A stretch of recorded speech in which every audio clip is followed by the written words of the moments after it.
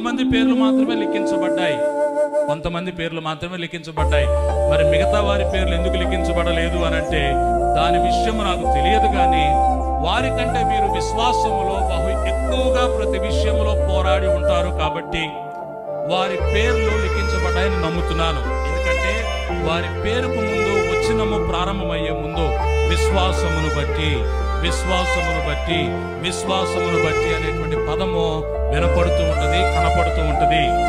హేబేలు విశ్వాసమును బట్టి, హానోకు విశ్వాసమును బట్టి, నోవాహు విశ్వాసమును బట్టి, అబ్రహాము విశ్వాసమును బట్టి, ఇస్సాకు విశ్వాసమును బట్టి, యాకోబు విశ్వాసమును బట్టి, ఇలాగా మోషే, యోసేపు విశ్వాసమును బట్టి.